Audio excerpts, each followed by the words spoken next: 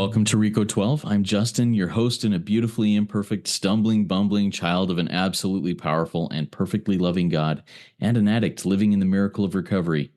Rico 12 is all about exploring the common threads of addiction and sharing tools and hope from those on a similar path. We gather from diverse backgrounds, faiths, and places to learn and support one another. Our speakers are members of various fellowships, addictions, and afflictions, thus showing the common threads of recovery, no matter our addiction or affliction. Today's speaker for the 291st meeting is Tash M, a first-time Rico 12 speaker from New Zealand, and her topic is all of life on life's terms, and around that topic, we're excited to get into that. I look forward to hearing that message here in a few minutes. But first, for some business. Rico 12 has several recovery resources in our family of podcasts and social media communities. To learn more, listen more, connect more, or just hang out and learn and grow with us, you can check out the other podcasts that you'll find at rico12.com. That's RECO12.com. To join our social communities, check out the chat and the show notes. I'll be posting some links in the show notes here and in the chat of the live meeting. Rico 12 is self-supporting, and your contributions help us continue our mission. Thanks to all of our spearheads, past, present, and future, and a special thanks this week to Abigail and Anita for your contributions this week. Your donations really help in this project. If you out there also feel the desire to become a spearhead and support this cause, visit rico12.com/support or click on the links that will be in the chat and the show notes for one-time or monthly donation options. Your support not just financially, but with your word of mouth, makes a difference in keeping us able to share these messages of recovery. We look forward each meeting to receiving from the light reflected from our speakers. That light inspires hope, meaning, worth, and growth in us, the listening audience. Now I'm going to introduce our guest speaker for today, Tash M, and give a little background on her. Tash's sobriety birthday in Alcoholics Anonymous is July 22nd of 2001.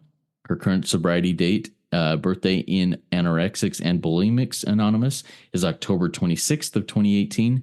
SLAA and S-anon are also significant areas of her ongoing recovery. This will be the first time that she shares on a forum speaking openly and generally on these areas of recovery specifically. And I'm really excited to work with you first time on this, Tash. Take it away, Tash. The floor is yours. Thanks very much, Justin. Hi, my name's Tash, and I'm an alcoholic. So this is the first time, as Justin said, on a forum like this. So I guess my only reservation was that I don't break any traditions of any fellowship. So, I pray around that, and I, pray before I speak, and what comes up for me now with this and generally is just carrying that message of hope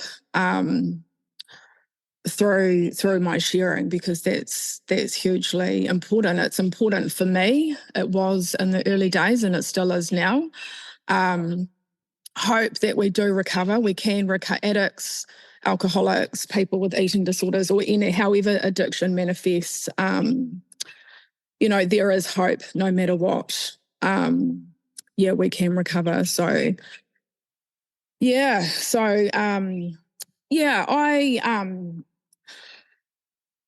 have really early memories of dysfunction and quirky sort of dysregulated memories in my own life, mainly starting with food and control and confusion. There's a lot of good things about my family and my upbringing.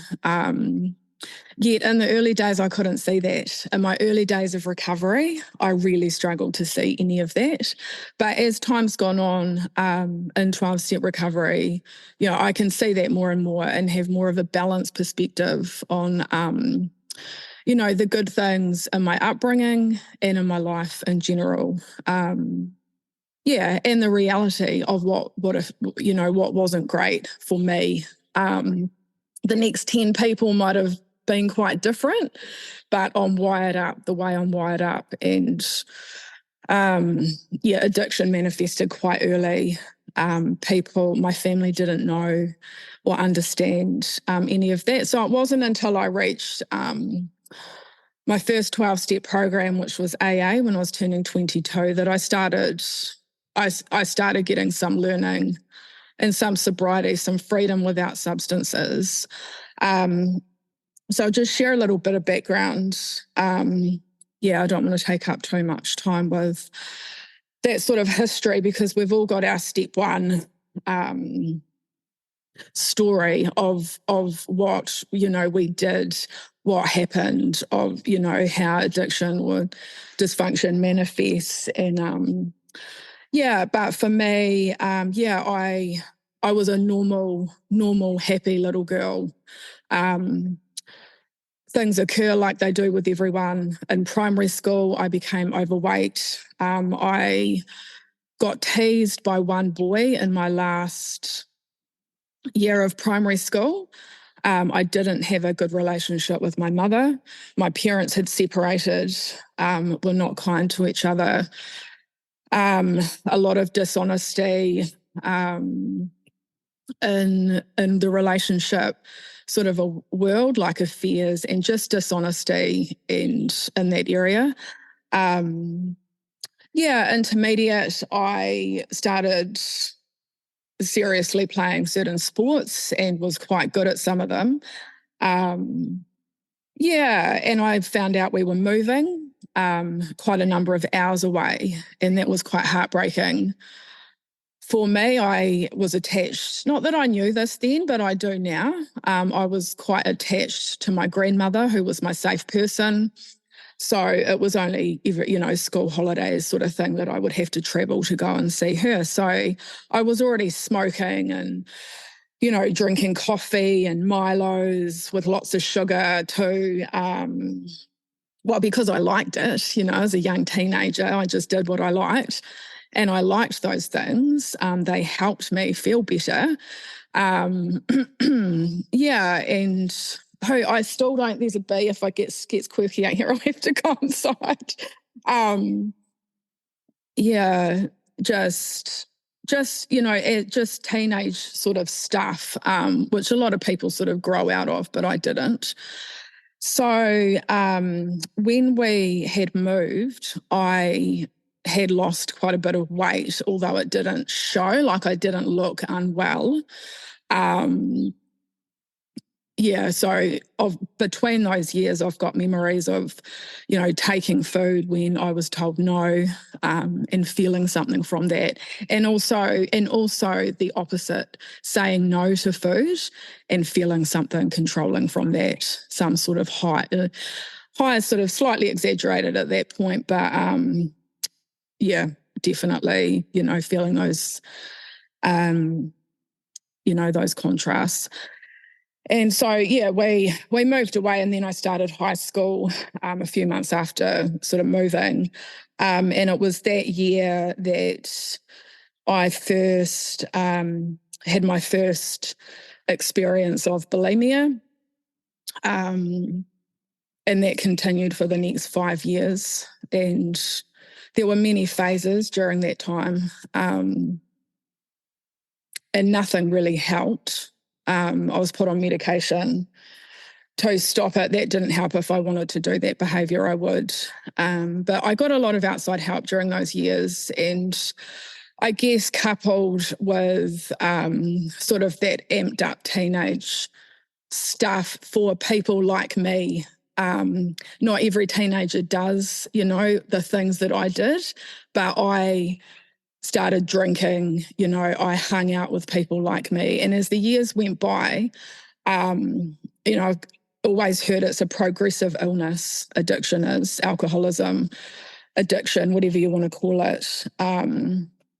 It gets worse, never better. And as it progressed in me, I remember sort of those last couple of years, I had one social drinking friend, and it just became increasingly uncomfortable being around that person. So I distanced. And it's also, addiction's isolating, whereas recovery's, connection. So I isolated. My world got narrower and narrower. But those years at high school were difficult. I was out of home for a period of time.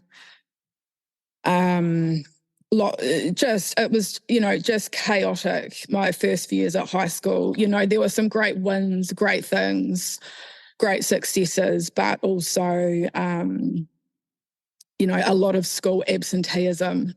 And then to go home after I'd been in care, I had to knuckle down and control my drinking and learn to zip it and not react or argue back with my parent who lived in that town. So obviously I wanted to do that. I became severely depressed and the bulimia was at its worst, really ritualistic and just horrible. And I wanted to go home, have my own room and all of that, just be sort of like normal.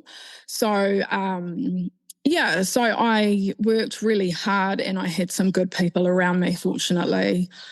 Just a couple that supported me, and ended up going back in the next couple of years at high school, actually really good. I did really well but there was always drinking, in the mix, and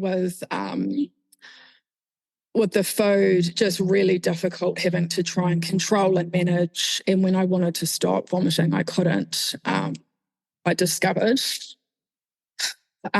So I think way back then, before coming to a 12-step program, I didn't have the language or anything, but just that the powerlessness, the depths of knowing that I wasn't able to stop when I wanted to. Surrounding that bulimic behaviour, which was only getting worse. There was nothing good about it. So miraculously, I was able to, I was graced to steer clear of it. And there were things, and there still are some significant things that were passed on to me from outside help and obviously in recovery, but outside help way back in those younger sort of teenage years that I deeply, without a 12-step program, but obviously with a higher power that I didn't know then, helped me stay grounded and very sort of mindful at that time. Yeah, to stop that. And I'm super grateful for those people, because the seeds were planted. So I'm all for sort of outside help, And then, I had my first child when I was 18.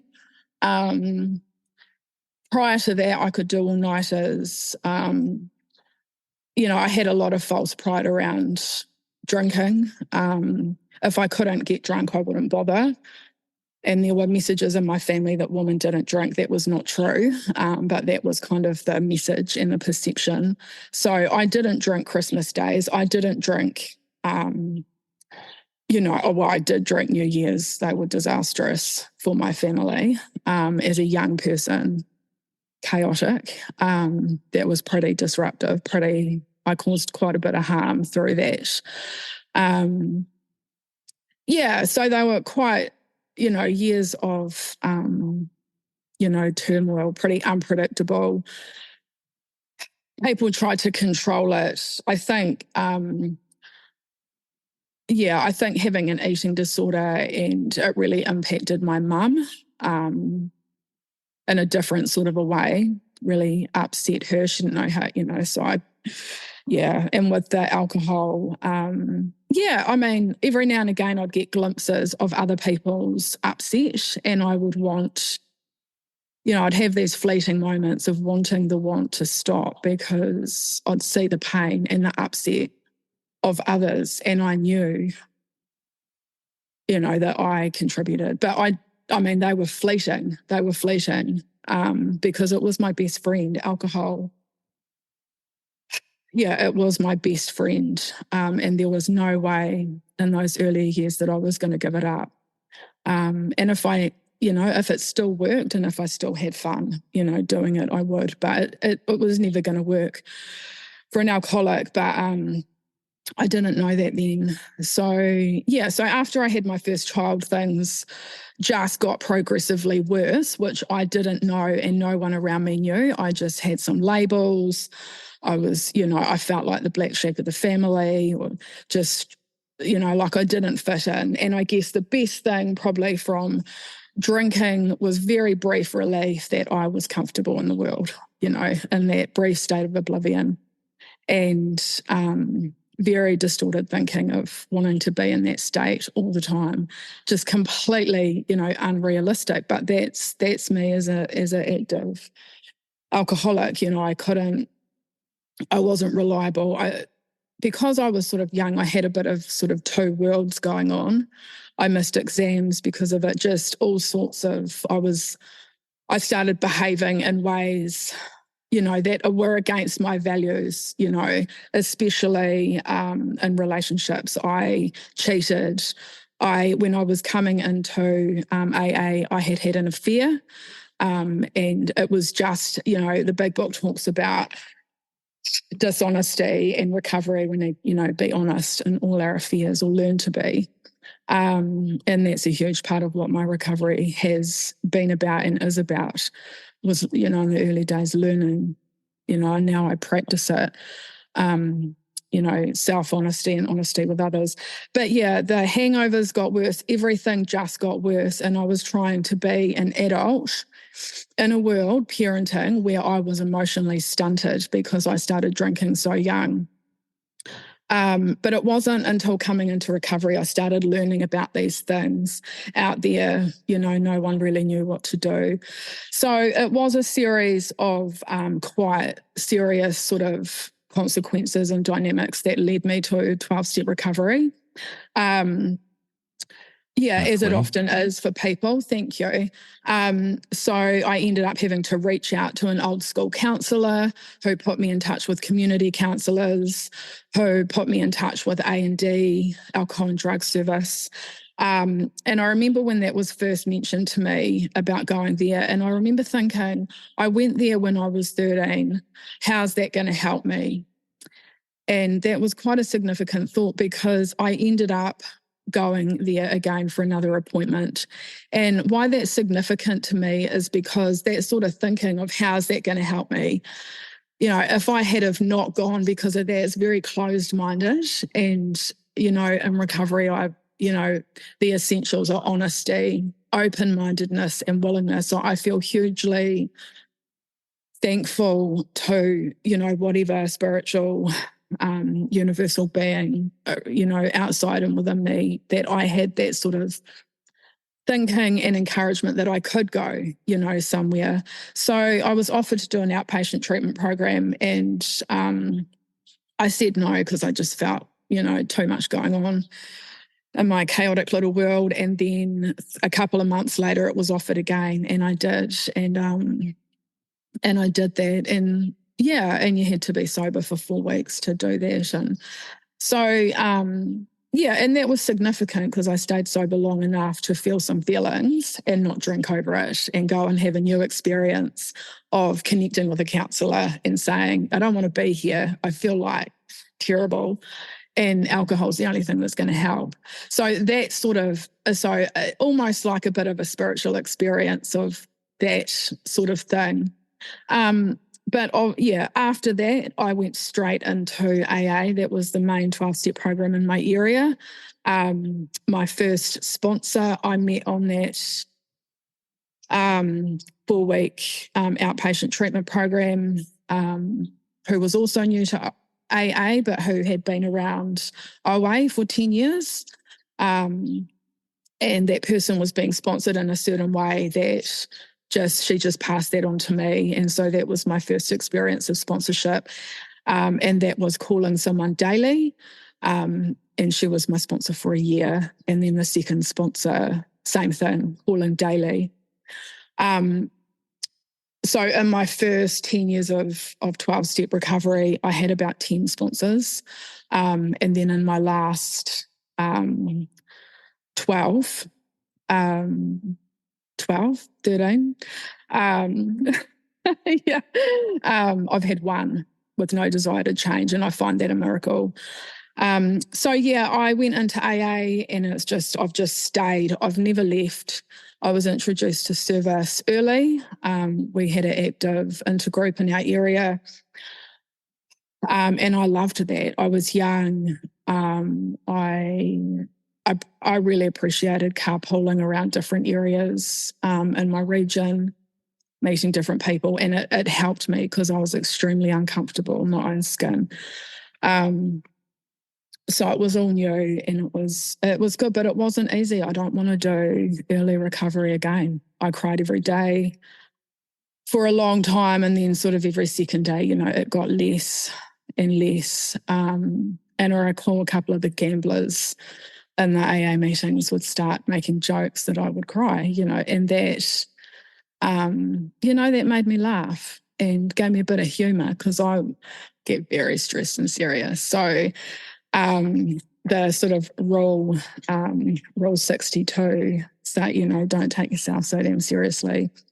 That those sort of people helped me lighten up. And yeah, but so my first sponsor suggested that I go to SLAA. She said she had a friend in a women's SLAA group, so I used to drive every fortnight to a city that's sort of near me, to a women's SLAA group, and I did that for about a year and a half, and that helped me. I got a lot of learning there, which I needed, and just I'm ever so grateful for that. I don't think that's, there were only face-to-face or phone meetings back then, and now, there's obviously still face-to-face meetings in a number of areas, but, Zoom, but I think there's less of those sort of smaller face-to-face meetings. And it was very, very tricky trying to find sort of any peace around eating disorder recovery. I tried different things. I surrendered to different things, surrendered to different people, different ideas, different plans, different ways of doing things, all with short-term relief. And it wasn't until I went to a meeting of Anorexics and Bulimics Anonymous in the city near me.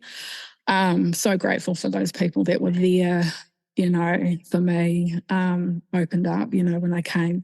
And it took a while. Like, it took me a year to sort of get to really do what was suggested and put some things in place so that I could get my hands off and just surrender to what was provided, and have what my body needed, and access that sort of guidance through the use of a dietitian as well. Super grateful for that outside help. And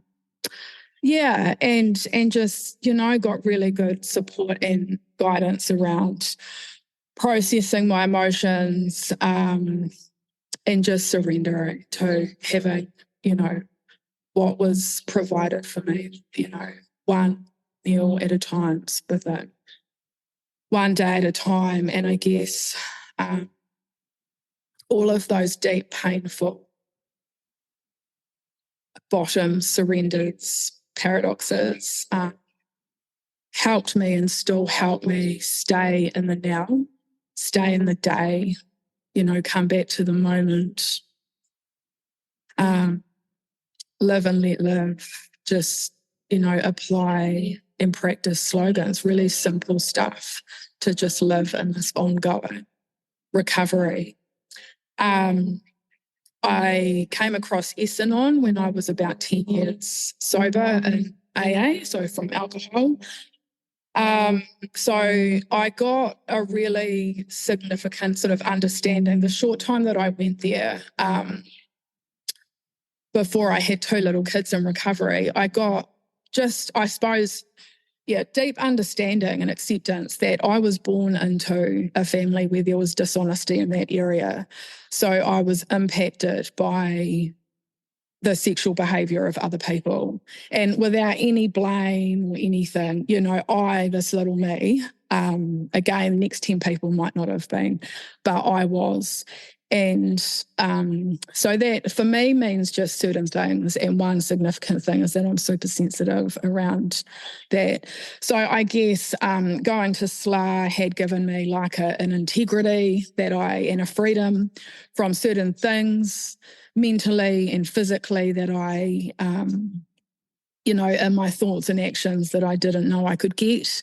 And S-anon for me is a bit of the flip side, that, that I'm impacted, and that I can't control it. And I suppose I hear this a lot, as I'm sure many of us have, we didn't cause things, we can't control it, you can't cure it, and it applies to so much.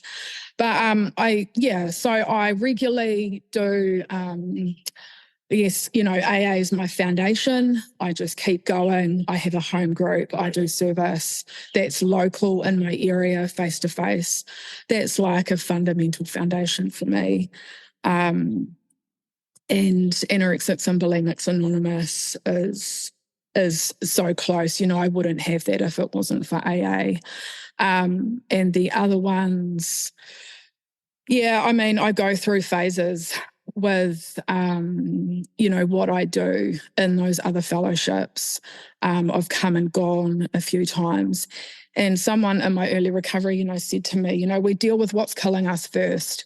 And and the person that passed that on has passed away now, bless them. And they said to me, some of us who are, aware the addiction, isms, I self may manifest in different ways.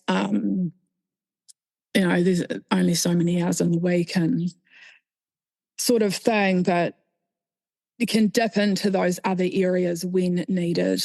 So, 2 minutes. But I also know it's not about, sorry, what was that? 2 minutes. Thank you. Yeah, it's about giving back as well, not always about taking and getting just because I'm not feeling good or whatever. So, I'm guided through my prayer and conscience, that to self be true about where I put my energy and where I do any service. So I'm not really sure, time's almost up, but I've got, my 2 main books. There's all those other, books, but this is the Anorexics and Bulimics Anonymous basic text. Amazing website, and this is the Alcoholics Anonymous big book. There's the 12 steps and 12 traditions. There's just so much, but I've always had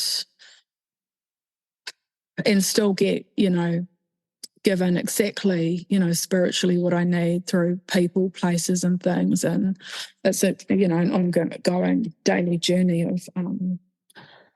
of just living in recovery with all of life on life's terms. But I guess I'll just end with, we do recover. We can recover no matter what. And I personally need that hope. I need that hope desperately. And I believe it. So I just pass that on because it's true. Thanks very much for asking me to share. And I'll leave it there. Thank you. Excellent. Thank you so much, Tash. Really appreciate your willingness to share. Beautiful share. And it looks like tomorrow is going to be a beautiful day on Saturday. I love that you're already in Saturday and we get to look ahead to our Saturday here in the Western Hemisphere. So beautiful things. And Tash, I've got a couple of questions that I've written down. We've received a question or two in our live audience, and a reminder to our live audience, if you have a question for Tash, please put it in the chat. If you want to remain anonymous, direct private message it to me. If you want me to read your first name, you can just send it over and I'll read your first name in this. We'll start with one from our live audience. This is an anonymous question. This person says, Tash, can you please describe how you worked the steps in ABA, Anorexics and Bulimics Anonymous? And this person says, I'm working the steps in OA, which covers all eating problems, and wondering what the differences may be between these fellowships. Oh, you're on mute. Yeah, thank you. Okay. Yeah. Thanks for the question. Yeah, I won't get into the differences between fellowships because I think there's various opinions and perceptions on that. But I know for me, at my first ABA meeting, I heard the preamble and it reached my heart. It fitted, and I believe people go where they feel they're fit, and the spiritual search. So, so it works for me. So how did I work the steps? In ABA, we have a step 0 and a getting sober chapter in our book. For me, step 0, it took quite a long time, and it does, they're ongoing, but for me, I guess a simple interpretation is it's the process of which I had to go through to surrender through any barriers to get sober. I think how that happens for someone is different, but I was not well. I couldn't maintain any sense of stability or sobriety. I didn't even know what sobriety was or what it meant. So I had to ask, I had to connect and reach out. And so how did I practically do it? I got sent a book by my first sponsor. I had long distance sponsorship. So I've been in ABA twice. I left for about 5 years and I've been back for over 6, probably 7, but been sober for 6. First time round, I was in for 5 years. So the sponsorship I had the first time and the second time practically was different. But how I worked the program, getting sober, both, surrendering illusion of control, and that's a big topic in itself. Weekly contact with a sponsor the first time, daily contact with a sponsor the second time. My sponsorship changed the first time.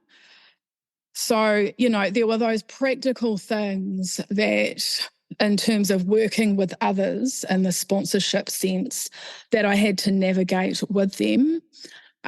So changing sponsors, that sort of stuff for a variety of reasons, both times. Not always easy. But the consistent thing is that I am me, no matter who's around me. I'm still me. I've still got the same stuff. And I need to be sober or I don't have any peace and it doesn't get any better. So, so the process of becoming willing to do what's suggested, we've got sort of tools in here, spiritual tools, and one of the first ones was that I use that still gives me relief is prayer, but before, sometimes during and after meals. I got really early relief from prayer with an ABA, with meals. I just couldn't, because it's not all about me and me doing all the work. There is a higher power that has a plan for me. I couldn't sort it all out and, stay stable. So it took time and I had to, follow the path, I suppose, and just do what was in front of me. But the rest of the steps, once I got sober, just working with the guidance of a sponsor, doing, journaling, prayer, eating what was provided, reaching out and just consciously going through the steps. However, I remember early in AA being twisted up about the steps and analysis paralysis and that sort of stuff can keep, people out, could have kept me out. And someone came up to me and said, don't worry about those steps, they're working for you anyway. And that was a relief to hear. However, many of us that continue to come know that just sitting in meetings or being dry or free of some substance or some behaviour is not enough. So mostly I've had to seek spiritually and take these steps during my day in my own way, in my own time, to enable me to eat a meal, to prepare it, to have some freedom. Praying for others with eating disorders has and still does helps me immensely. So it's not just, it's the whole, program, but I do love that message of, go to meetings, listen for people who sound sort of, sober and sane and stable and ask for their phone number. even if you have no intention of reaching out, first things first, just get a phone number, talk to others. And our closing prayer has been a good one for me, which we'll have soon, just to help me have faith. Yeah. So, yeah, thanks. Thank you so much, Tash. So, you've mentioned a few times in your share, and once again in this question, the term and the process and the practice of surrender. So tell me a little bit about what that process looks like to you today. What does surrender look like to you when something comes up that needs to be surrendered? Right. Okay. Well, the third step prayer comes to mind. Handing my will and my life over to a power greater than me. There's lots of different areas, obviously, in life and during the day. And it talks in our 12 and 12 about, the spot check inventory and then other sort of inventory like the nightly review. So reflection. So I don't always know what I need to surrender in the moment.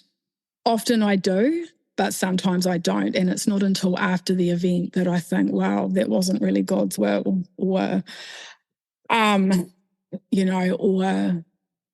I really need to do that differently because I feel it on my conscience.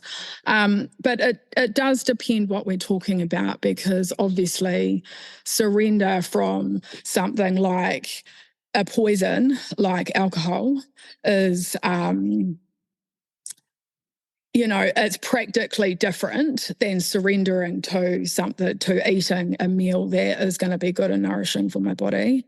For example, though, I was sitting chairing my home group in AA yesterday, and listening to the sharing, I started feeling emotional. And I suppose I felt and had an awareness that I had rushed my morning, and I felt like I haven't handed my will and my life over. I hadn't taken that third step prayer and the seventh in a way that is deep and surrendered for me. And so what can happen if I don't do that is that I can become reactive, I can become opinionated, I can get irritable and discontent. And those things upset my day, those defects of character. But when I connect spiritually, and right now as I'm talking about it, I hear the birds, and that's a beautiful thing, just tuning into the senses, the here and now. As I take those first three steps genuinely, mindfully, I'm graced with peace, and I don't sit in, my home group and think, oh, I don't think I handed my will and my life over, but it's okay. I don't wallow in self-pity like I did in my first years of sobriety. I don't feel like I'm a terrible person. It doesn't increase the self-loathing that I used to have as a newcomer. And before I got sober in ABA, I'm okay because I carry on. I love myself. I care about myself. I'm human. I have an understanding of humanity, and I'm okay. So I think just continuing to come back no matter what and staying away from those big rivers of addiction just works. And that process of surrender becomes easier and clearer for me. But yeah, it does depend exactly what we're talking about. I think tricky with the eating disorder stuff because there are differences, and it can be confusing trying to find your way in probably any area. But there's lots of people that are sober that will talk and help and share, and great literature, which is what I trust is the 12 steps in the literature. Yeah, thank you so much for that. I've got a question from an anonymous attendee that I think follows up on this and digs a little bit into it. This person says, Tash, can you please describe feeling your feelings instead of using your eating disorder to maybe dampen those feelings? And what do you learn from feeling your feelings? Okay. Sure. Yeah. Yeah, I've gone through I go through phases, I say that often, I go through phases. And hearing that question also reminds me of exercise, which I haven't touched on.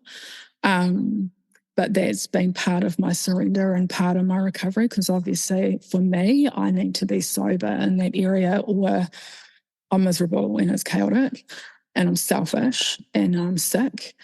So I guess a big one, for example, would be instead of going for a run or some self-will sort of crazy activity where I'm only thinking about myself, not considering my children or doing that sort of stuff when I'm actually hungry. That's that, or when I've got feelings. That's the sort of stuff that I surrender. So, yeah, I mean, before ABA, I just did my best, like we all do, still just do my best. As Bill sees it comes to mind, I remember a big chunk of my recovery when I was broken, I'd get on the floor and I'd read As Bill Sees It. I find that a very spiritual book, and I'd just cry or I'd just be there. But a shift for me was when I first came into ABA and was getting sober. My sponsor would say to me, get a nice duvet or blanket and put it somewhere in your house and just go and be there. Just go and stretch out and just be open to whatever is going on or whatever, don't try to control it, like surrender, just be still. So that sort of, some people could call it a form of meditation, or it is a surrender for me when I'm willing to go and feel my feelings instead of or run or eat or give someone my opinion. It's not, all that sort of stuff. That helps. And I think was the second part of the question, how's that been? Yeah. How's that been to learn to learn from your feelings? Yeah. So hopeful and helpful. Those early days of getting sober in ABA, I was on my own a lot. I had one child who was at school. So I processed a lot on my own. I had a lot of time. I've since had 2 children in recovery. My middle child has additional needs. So, and I felt, pushed to the brink, over the line where some would say, I've even, said to my doctor on the way running out the door at times, I think I've had some ongoing breakdown, for a few years with interrupted ongoing sleep, really stressed and strung out. So that's quite different, trying to process my feelings in a living situation like that, as opposed to those early days when I was all alone. What that has shown me and teaches me is that I can remain sober no matter what. I can remain sober. My emotional sobriety and my stress levels and my inner nervous system may not be, as serene as the person down there meditating, clearing away any chaos from their life. Yet this is my life, and that 12 and 12 talks about, and a lot of the, lovely readings talk about life on life's terms. All sorts of stuff happens that is not fun, is not what we want, and can be really upsetting, grief-stricken, all sorts. So, I haven't always processed my feelings well, but I do my best and I go through phases with that life on life's terms. But I learn a lot, like unexpected things sometimes. I've gone and stretched out at times where unexpected memories and tears have existed, and I've been there for a while and I've felt drained, and then I've had other experiences where I'm fearful of that happening. yet I'm there and it passes very quickly, and I'm able to get up and actually quite get on with my day really well and think, wow, so it's just part of this journey, which is quite exciting. Talking about it, it's makes me excited, to carry on. I love that. And I love that you're bringing that excitement here. And thank you for sharing that in an honest way. And I want to get to honesty here in just a minute. But first, we've got a question from Haley in our live audience. And Haley says, Tash, I'm 4 days sober in ABA after a relapse after 6 months of sobriety. My sobriety is looking very different this time around in a beautiful way, but I'm really wary of relapse again. I have faith in my higher power and trust and follow my sponsor's guidance, but I now feel so vulnerable to and humbled by relapse. Have you relapsed? And if so, how did you navigate your new restart of sobriety? Yeah. Thank you. And well done for continuing just to come back. It's such a deeply personal experience. And what I love about me and ABA is that it's unique. The next person might have hugely different insane, unhealthy eating practices. It doesn't matter. Getting sober, living in a sober way, eating, drinking, physical movement is, there's sanity there for all of us in whatever way is sober. I have, the first time round I relapsed once. This time I haven't relapsed yet. There's been grey areas. So I guess something that's been hugely important is and my sponsor the second time round really helped me with this. It was sort of clearer the first time. Because like yourself, this coming back into ABA the second time, how I wasn't sober was subtle, probably from the outside looking in, wasn't as obvious. And to me, it was different, which has taught me that this disease, for me, and probably for others, can change face through the lifespan. It's not, I don't get to control how addiction or how things manifest. I don't get to run that show and control all of it. So, the first time round, I actually had such a God job opportunity of going to the first international ABA conference in Canada. Miracle. Don't know if I'll ever get back to Canada, but it was amazing. Amazing experience for 3 weeks. I came back sponsorless at my choice. Asked someone else, they said no. My world changed dramatically around me. Won't go into that, but things did. And what happened was some things happened, and the weak links, remember getting told, find out where your weak links are because they can be blind spots and lead you down that path to relapse. I wasn't really aware, and things happened. So basically I started restricting my food for 3 days. And on the third evening, I wanted to vomit. And I remember some physical activity, and it was just miserable. I lost my sobriety. I didn't vomit. So how did I get back? Well, that was actually quite grueling, but also very simple. It's a simple program for complicated people. I rang my first ABA sponsor. I got honest. She said to me, "You've had a sexual relapse." I said, "Well, I had no idea what she was talking about. Absolutely no idea." It wasn't, and I didn't want to hear it. I didn't agree. I didn't want to hear it, But for me, I miraculously was able to, pray and because I was scared. Getting to that point of wanting to vomit scared me. I have a healthy fear around bulimia. I don't ever want to go back.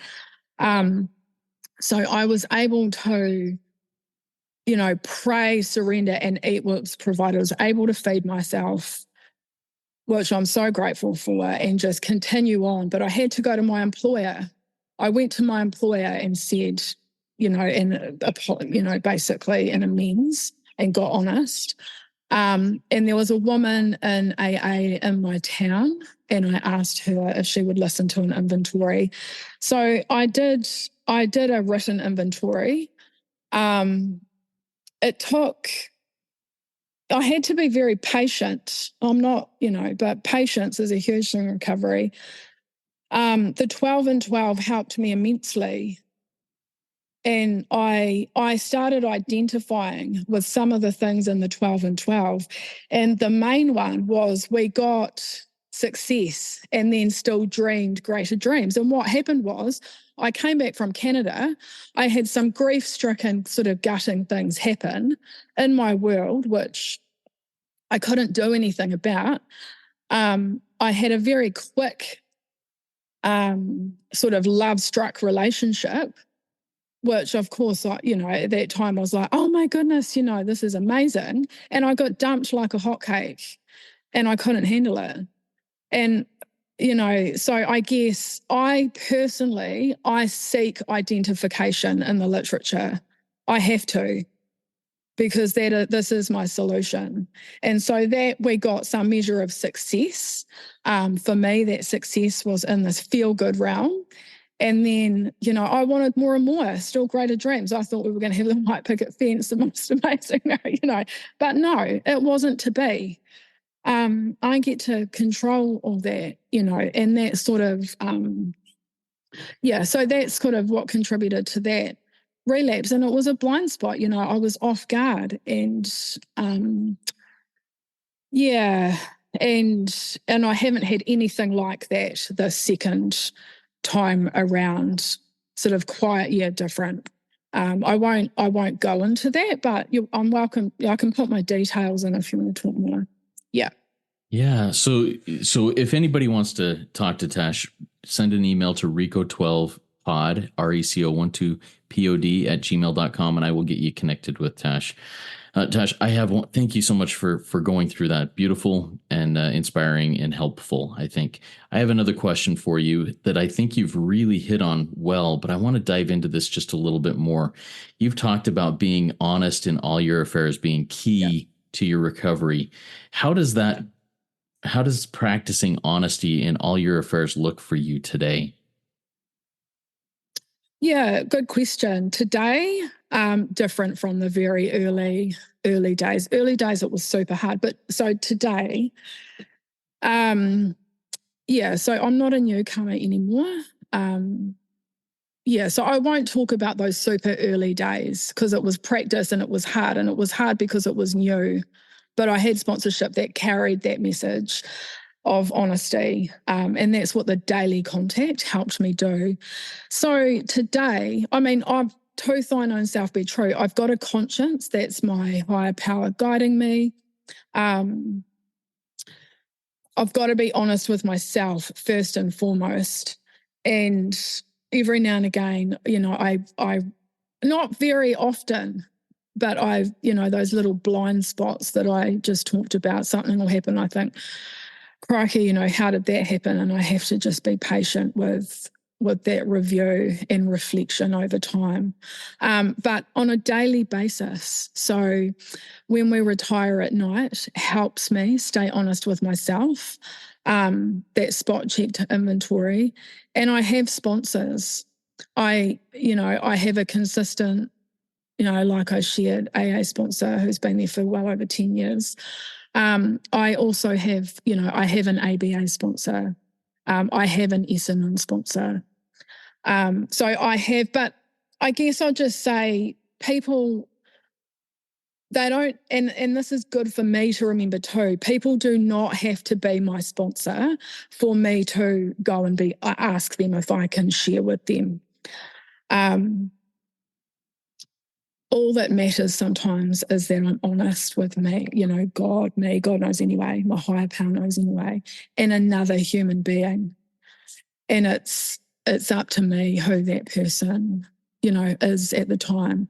It may be a counsellor, it has been at times. Our literature talks about the written inventory, whether it's 4 or 10. The 12 and 12 talks about prudence with that. The timing might not be right. There might not be anyone. However, I'd be really I'm really careful and of my own thinking. If I think, oh, there's no one I can talk to, rubbish. That is often me trying to not think about it, out of sight, out of mind, because I don't want to, because it might be shameful or embarrassing or whatever.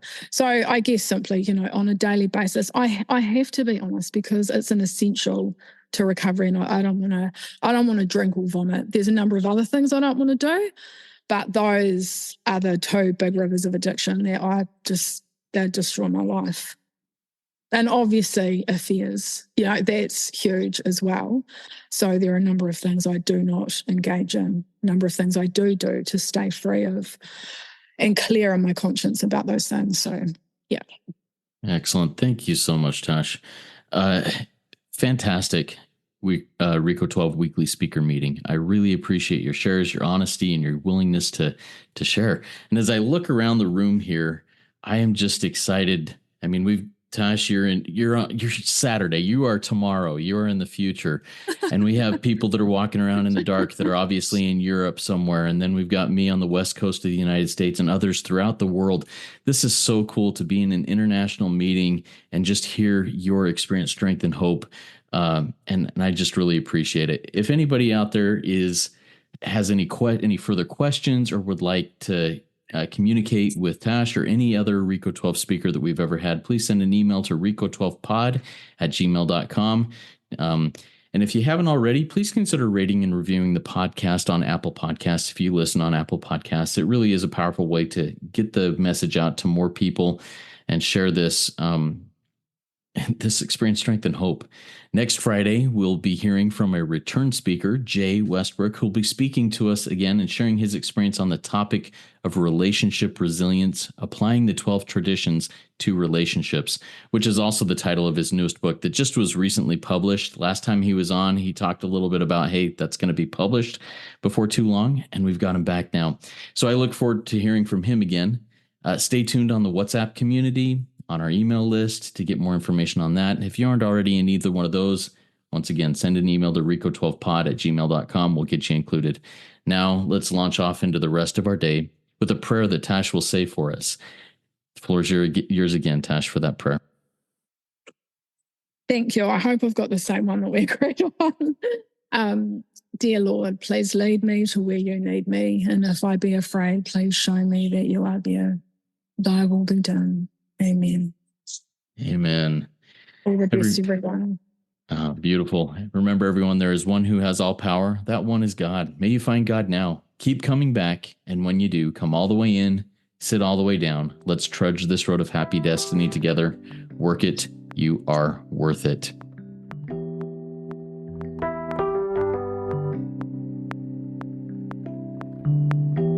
And I took a page out of your heart.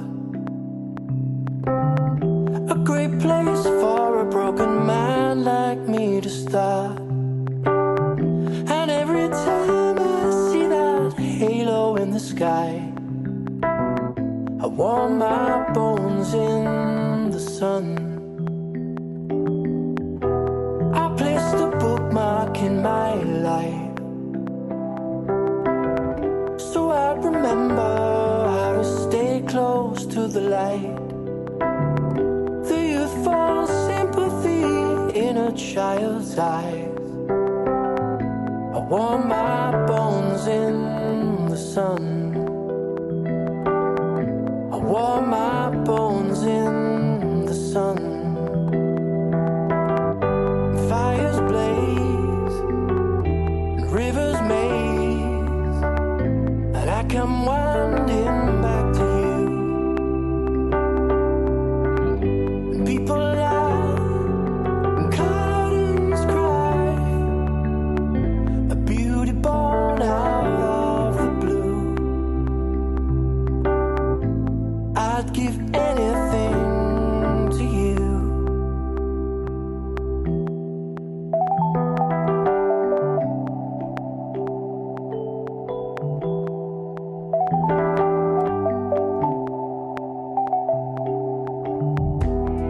You are my peace in times of war. I never had someone truly seen for a beauty born out of despair. I warm my bones in the sun. I warm my bones in the sun. Fires blaze, rivers maze, and I come winding back to you. People lie, curtains cry,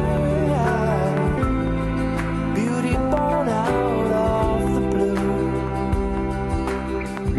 Well, I'd give anything to you. And all of a sudden, life seems so true.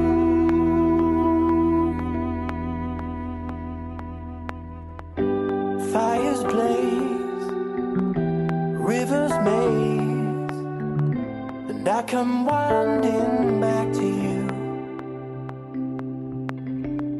And people lie, curtains cry, a beauty born out of the blue. And I'd give anything to you. And I'd give anything